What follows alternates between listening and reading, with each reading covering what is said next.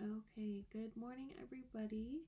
Um, for our Section 2 experience, I decided to take inspiration from 75 Hard. It's kind of been a viral trend that has gone on lately. If you don't know what it is a 75-day challenge where you exercise twice each day, one being indoors, one being outdoors, and they must be 45 minutes long. Um, Drink a gallon of water each day and pick a diet or like an eating plan to stick to. It doesn't have to be strict, but just something general that you're going to stick to and that kind of pushes you a little bit without being impossible. And reading a minimum of 10 pages every single day of a self-development or business book. And they instructed to pick a book that kind of fits to your needs. So I personally didn't read a business book because that does not intrigue me at all. I took inspiration from this challenge mainly because of the 45-minute morning and night workout and meditation that is encouraged. I, in the last week, have gotten married. Got married, but I had my sealing and reception this past weekend and had two big events within 3 days and knew I was going to be overwhelmed when leading up to this weekend. And now that this is due, I am really grateful that I was able to take the time and have this challenge going before my events. So what I personally did was I chose to meditate in the morning as well as in the evening for 30-minute blocks each time, as well as do 5 workouts a week. So I did this for a week. I only did 5 workouts, but every morning and night I meditated. In the morning, I tried to focus on not really like the needs of my day, but more just generally kind of process what my needs were and what I felt I needed that day. So one day I woke up feeling like I wasn't in the best mindset, and so I focused on my meditation of somebody or like something I could do for somebody else. So I chose to meditate and kind of just process serving somebody else throughout the day. And that day I ended up seeing a lot of service opportunities and I was able to help a lot of people. And on that day, I actually reached out to a friend that I just kind of popped into my head during the day, and she actually was really struggling. And so I was really grateful that I was able to kind of start my morning with meditating and thinking of others.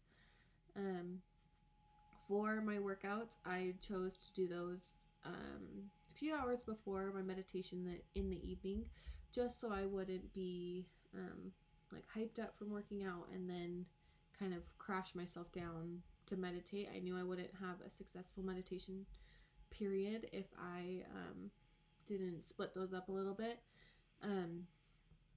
So for me, being positive in life is being physically active. This module has been talking about positive psychology and boundaries that we are setting that are either hurdles that we cross or boundaries that we either have to kind of grow over or sometimes get stuck behind for a little bit. This week I had a lot going on, like I said, and I knew that if I didn't keep pushing forward, I would just get stuck. And I'm not the person that just sits and does nothing. I'm kind of a doer. And so I was really grateful for this week-long challenge of continuously moving forward. Even if I wanted to just go to bed and not meditate or not process my day, I really did need that in the end, even if it was hard just to kind of take that time and kind of keep that promise to myself. One quote I have is on meditation. The title of the article was "How long did the time in meditation feel? Attention, attention, attention." So firstly, that article kind of grabbed my attention for the attention part. Like, saying attention once is good enough, but attention, attention, attention. How many times in life do we have to be hit in the face by something more than once to actually focus and to actually do whatever is hitting us in the face? I know for me personally, I am stubborn, and so if somebody asks me to do something and I'm not wanting to do it that second, I'm like, no, I'm good. It takes like a second or a third time to really be like, okay, fine, I'll do it. So this quote, it says, meditation has predictable effects on time perception that depend on the kind of attentional process used for meditation technique. If meditators succeed in focusing their attention on a single object of meditation for an extended period of time, this period of time feels in retrospect shorter than the identical duration in which meditators have their mind attend to rapidly changing feelings, emotions, cognitions, and perceptions. So for that quote, it really stuck out to me because I am the kind of person, I'm a doer. So if I get a task done, I have to kind of move forward and move on to my next task. I'm not the person that can just kind of sit and do nothing. I have to continuously be moving. And so with meditating morning and night and having a set amount of time, I did set a soft alarm. And so at the end of my meditation segment, I was alerted by like a gentle alarm that kind of gradually grew. And so it wasn't like I was just being like shot out of the meditation mindset. I was kind of gradually warmed out of it, which was really nice. But it's crazy. 30 minutes when you are solely focused on yourself and the needs of others goes by a lot quicker than 30 minutes of kind of being unhappy in your mindset and in your kind of day. During this time, as I've been married for 6 months, but as I was focusing on the sailing, I kind of wanted to focus on my spouse at the same time as this. So my second quote, the title of it was Spouses, Daily Feelings of Appreciation and Self-Reported Well-Being.